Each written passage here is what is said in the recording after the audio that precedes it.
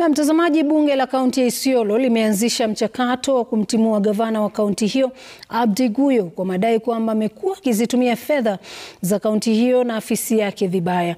Mswada wa kumng'atua uliowasilishwa na mwakilishi wodi wa Sericho Abubakar Godana umepata uungwaji mkono wa wakilishi wodi 17 kati ya 18 walioko kwenye bunge hilo, na kuwasilishwa kwa mswada huo kukifungua kipindi cha siku 7 kwa wakazi wa Isiolo kutoa maoni. Na kama anavyoarifu kama Umwangi ni kwamba mswada wa kumng'atua Guyo utajadiliwa katika bunge hilo adhuhuri ya Jumanne ijayo.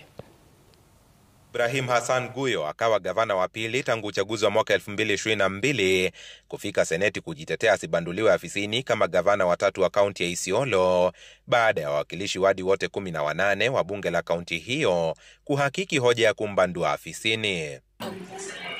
Gavana Guyo aliyechukua usukani wa kaunti ya Isiolo kupitia chama cha Jubilee anatuhumiwa kuitumia afisi na fedha za kaunti vibaya, kikuu kikiwa ni kuwateua washauri 36 kinyume na pendekezo la tume ya mishahara inayokubalia magavana kuwaajiri washauri 4 tu.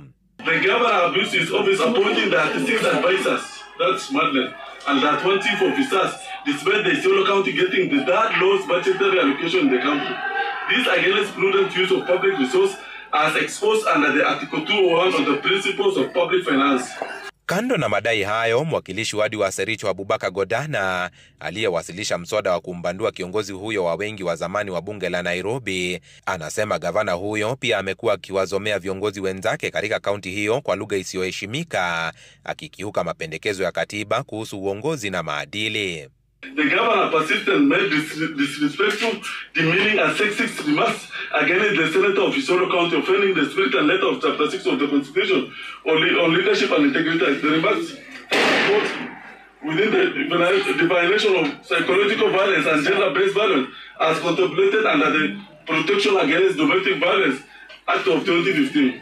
Tangu alipotoa mamlaka ya Isiolo, gavana huyo amekuwa akikwepa vikao vya kamati ya bunge la seneti kuhusu matumizi ya fedha za umma, akiwakera maseneta. Guyo anatarajiwa kujitetea ndani ya siku 7 zijazo baada ya kukamilika kwa zoezi la kuyakusanya maoni ya wakazi wa Isiolo kuhusu hoja ya kumwondoa afisini.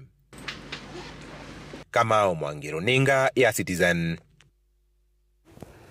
Na mtazamaji, taarifa hiyo kutoka Isiolo ndio inatupelekea